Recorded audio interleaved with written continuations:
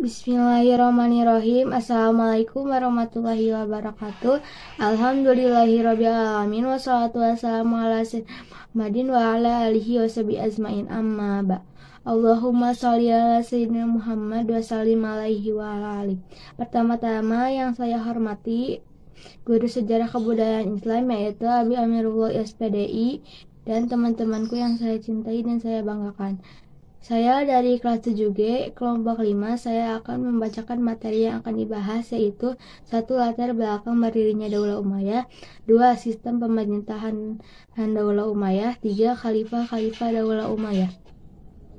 Latar belakang berdirinya Daulah Umayyah.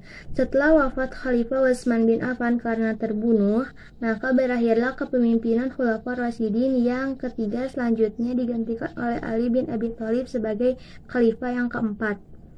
Wafatnya Khalifah Utsman bin Affan menjadikan momentum perpecahan di kalangan umat Islam, antara lain kelompok Muawiyah bin Abi Sufyan, kelompok Aisyah binti Abu Bakar, kelompok Ali bin Abi Thalib.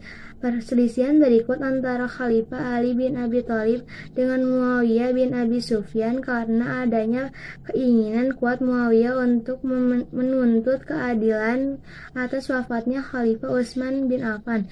Tahkim Daumatul Jandal 36-30 Hijriah atau 656-657 Masehi, yaitu perundingan mengenai kepemimpinan umat Islam antara pihak Muawiyah bin Abu Sufyan dengan Khalifah Ali bin Abi Thalib. Akan tetapi ada intrik politik dari pihak Muawiyah berkaitan hasil kesepakatan, yaitu sepihak mengangkat Muawiyah, gubernur Syam, untuk menjadi khalifah menggantikan Ali bin Abi Thalib. Beberapa tahun setelah tahkim, Khalifah Ali terbunuh oleh Abdurrahman bin Muljam 19 Ramadan 40 Hijriah atau 660 Masehi.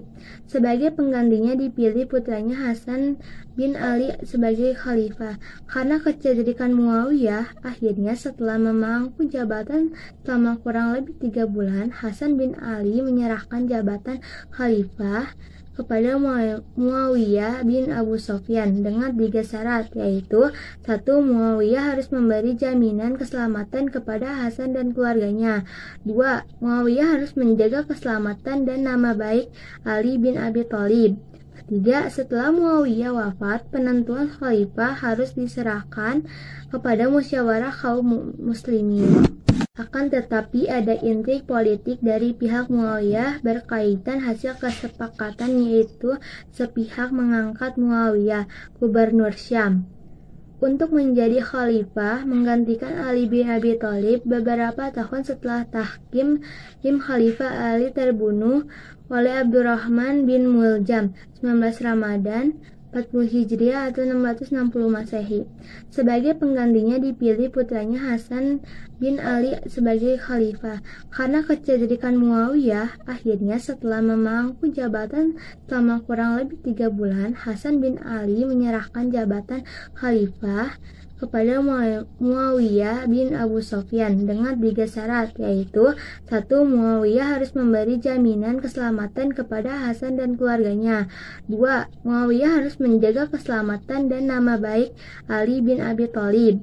3. Setelah Muawiyah wafat, penentuan khalifah harus diserahkan kepada musyawarah kaum muslimin. Sistem pemerintahan Bani Umayyah. Di zaman Rasulullah dan Khulafaur Rasyidin, seorang pemimpin mengelola kekuasaannya secara demokrasi dan berdasarkan azas musyawarah dan mufakat. Sedangkan Muawiyah lebih banyak mengadopsi sistem kerajaan Persia dan Romawi, dan segala keputusan ada pada pemimpin khalifah. Menjelang akhir hayatnya, ia menunjukkan Yazid bin Muawiyah anaknya untuk menjadi penggantinya. Khalifah pada masa Daulah Umayyah. Yang pertama ada Muawiyah bin Abi Sufyan atau Muawiyah I pada tahun 41 sampai 61 Hijriah atau 661 sampai 680 Masehi. Dua ada Yazid bin Muawiyah atau Yazid I pada tahun 61 sampai 64 Hijriah atau 680 sampai 683 Masehi.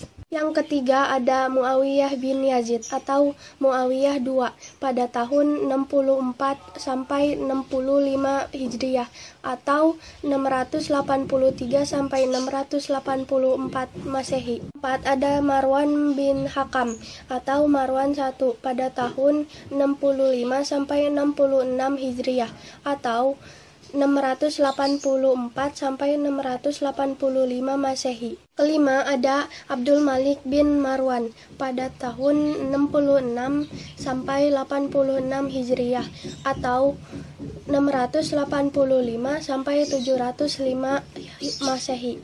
Keenam ada Al-Walid bin Abdul Malik atau Al-Walid I pada tahun 86 sampai 97 Hijriah atau 705 sampai 715 Masehi.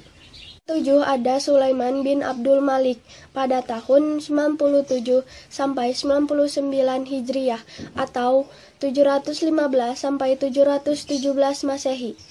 8 ada Umar bin Abdul Aziz atau Umar II pada tahun 99 sampai 102 Hijriah atau 717 sampai 720 Masehi.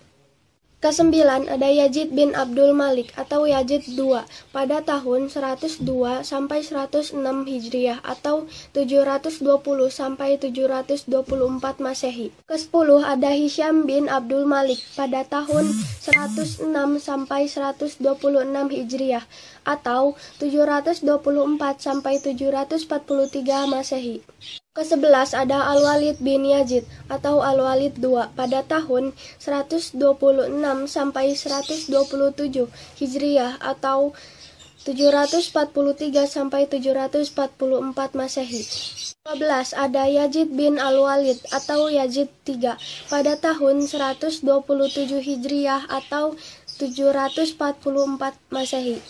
13 ada Ibrahim bin Al-Walid pada tahun 127 Hijriah atau 744 Masehi.